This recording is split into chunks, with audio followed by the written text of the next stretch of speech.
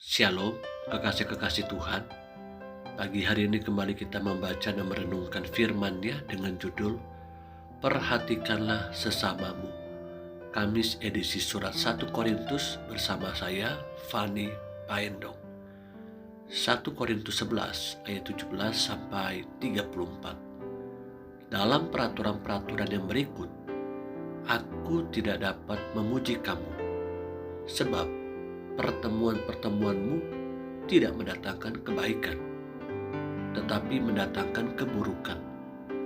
Sebab pertama-tama aku mendengar bahwa apabila kamu berkumpul sebagai jemaat, ada perpecahan di antara kamu, dan hal itu sedikit banyak aku percaya, sebab di antara kamu harus ada perpecahan, supaya nyata nanti siapakah di antara kamu yang tahan uji. Apabila kamu berkumpul, kamu bukanlah berkumpul untuk makan perjamuan Tuhan. Sebab pada perjamuan itu tiap-tiap orang memakan dahulu makanannya sendiri, sehingga yang seorang lapar dan yang lain mabuk. Apakah kamu tidak mempunyai rumah sendiri untuk makan dan minum?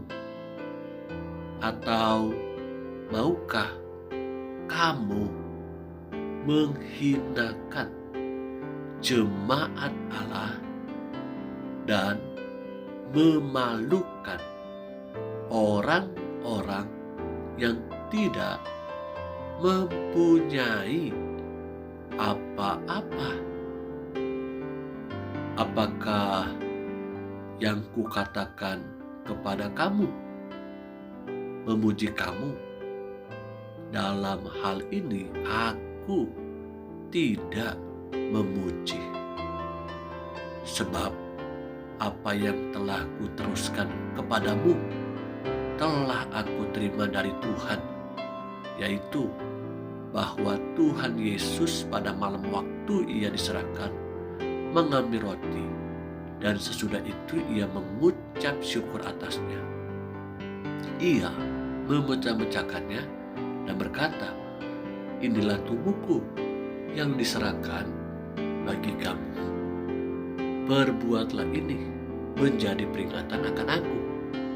Demikian juga ia mengambil cawan sesudah makan, lalu berkata, "Cawan ini adalah perjanjian baru yang dimeteraikan oleh darahku.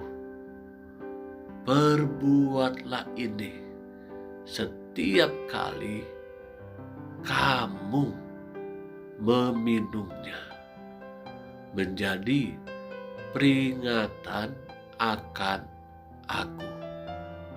Sebab setiap kali kamu makan roti ini dan minum cawan ini, kamu memberitakan kematian Tuhan sampai ia datang. Jadi, barang siapa dengan cara yang tidak layak makan roti atau minum cawan Tuhan, ia berdosa terhadap tubuh dan darah Tuhan.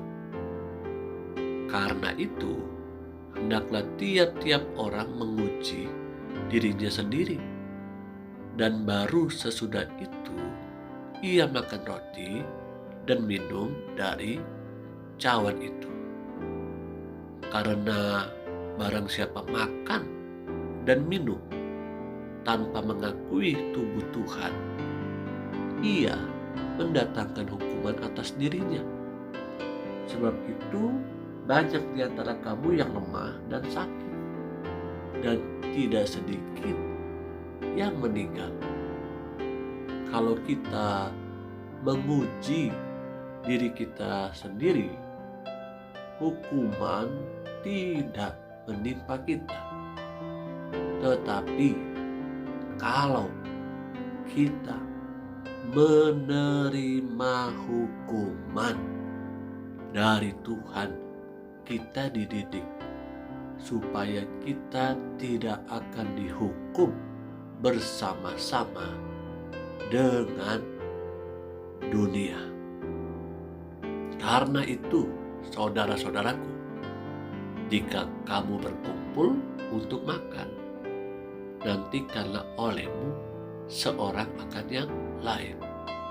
Kalau ada orang yang lapar, baiklah ia makan dahulu di rumahnya, supaya jangan kamu berkumpul untuk dihukum. Hal-hal yang lain akan kuatur kalau aku datang. Kekasih-kekasih yang Tuhan Yesus rindukan, di sini kita belajar sesuatu yang sangat penting. Baiklah setiap kita memperhatikan juga perasaan orang lain. Tak kalah kita hendak melakukan sesuatu di hadapan sesama kita, apakah perlakuan kita atau tindakan kita itu melukai orang lain, menyakiti orang lain, atau tidak? Karena itu kita belajar terus diperbaharui. Dengan demikian, terhindar dari sebuah perpecahan di antara sesama. Sejatinya, ketika kita makan, perhatikanlah sesama kita yang sedang kelaparan. Saya percaya jika kita peka terhadap apa yang dituliskan oleh Rasul Paulus ini, bahwa sesungguhnya beliau mengharapkan tidak ada yang namanya perpecahan di antara umat Tuhan, di antara sesama. Karena masing-masing merasa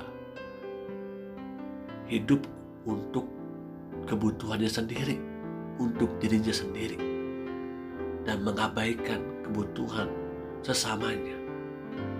Ketika kita membeli pakaian, perhatikanlah juga sesama yang sedang dalam keadaan kedinginan, karena mereka tidak memiliki pakaian untuk menghangatkan tubuh mereka. Terlebih lagi, perhatikanlah saudara-saudara seiman yang hidup dalam keterbatasan. Coba perhatikan di tengah-tengah pandemi COVID-19 ini.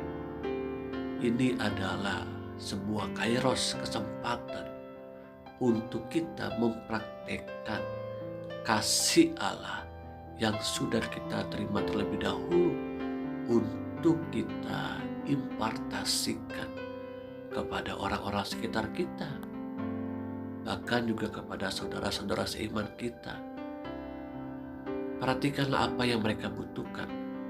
Perhatikanlah apa yang mereka hari-hari ini sedang nanti-nantikan pertolongan Tuhan. Karena Tuhan pun bisa memakai setiap kita untuk menjadi saluran tangannya untuk berbagi. Milikilah karakter generosity, kemurahan hati, kerelaan hati untuk dapat menolong sesama. Ini adalah salah satu tanda kita menghasilkan buah roh. Kita hidup bukan untuk diri sendiri, tapi hidup juga bagi sesama kita, bagi orang lain. Perhatikanlah sesama kita. Kalau ada yang sakit, kita bukan hanya datang untuk berdoa, tapi kita pun bisa ikut memberikan obat, memberikan makanan, memberikan perhatian lebih buat mereka yang sakit, datang mengunjungi, datang memperhatikan apa yang masih kurang yang dapat kita berikan bantu bagi mereka. Kalau ada yang kelaparan karena tidak ada pekerjaan, mungkin di PHK. Kalau ada yang sedih, kita datang bisa menghibur. Kalau ada yang kedukaan, kita bisa datang berikan kekuatan dan turut berbagi, berempati dan simpati.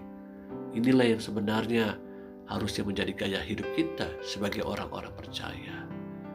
Tuhan Yesus menolong dan memberkati kita hari ini. Amin.